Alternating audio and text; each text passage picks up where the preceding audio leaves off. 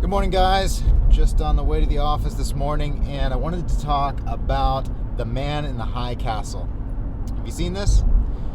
It was based on a book written in the 1960s, which is an alternate history.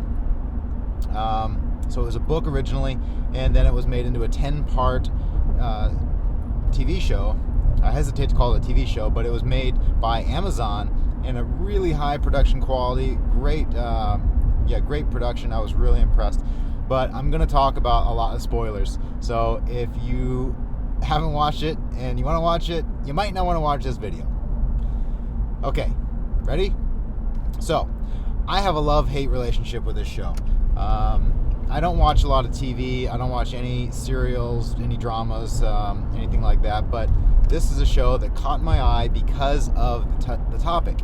The most interesting topic for a long time in any form of cinema, in my opinion, whether it be TV or movies. So the idea is that it's an alternate history of what happened after World War II, where America loses, and Germany and Japan, the Axis powers, take over America.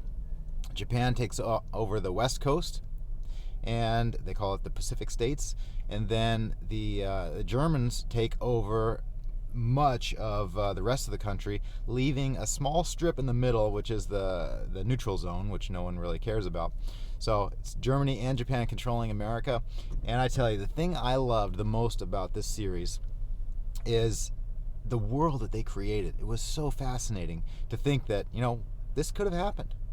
And when they're in the East Coast, you see all the Nazis, all the Nazi memorabilia all around, and people are speaking German in their daily life along with English, and it's just amazing, really interesting.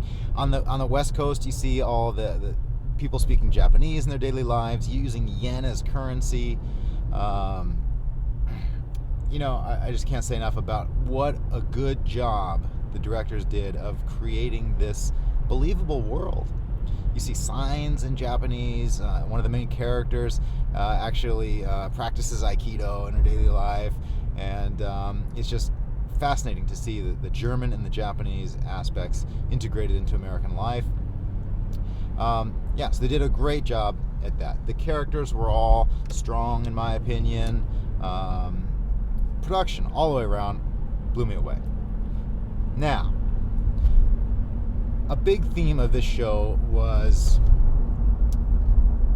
the main characters trying to get films that the Nazis and the Japanese didn't want them to get. So these guys are characters that are trying to become free again. They don't like their new overlords, and somehow somebody is making these films that are highly sought after, that show an alternate history to this alternate history show that we're watching. And this thing annoyed me from the beginning. These films that the characters are risking their lives for show an alternate history, which is, I guess, reality. They show things that can't be staged, like nuclear explosions, and they show, America taking over Japan, and all the stuff that happened in the real world, and it just didn't make any sense to me. And so here's the main spoiler.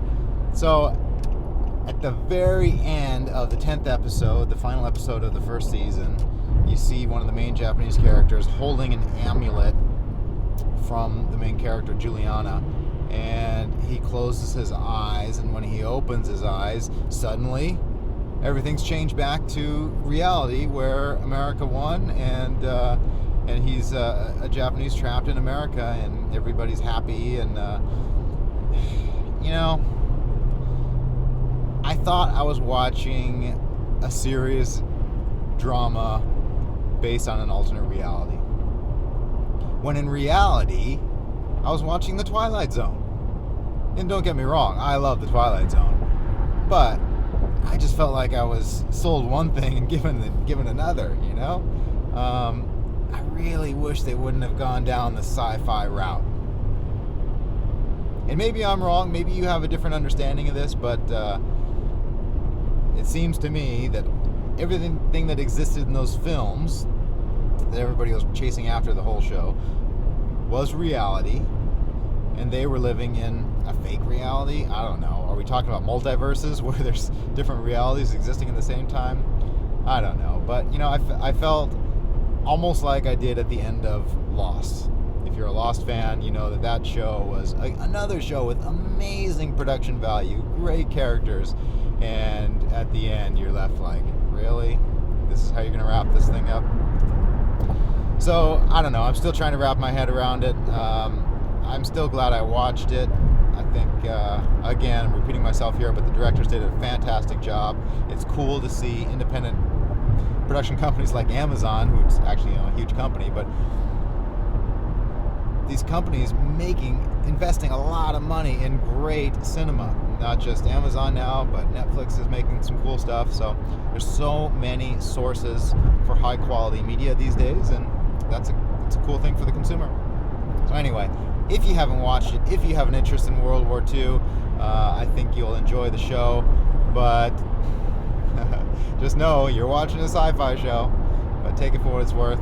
I still like it. If I had to rate it on a 0 to 10, I would give it an 8.5. All right, guys, that's my review, my rant for today. See you next time.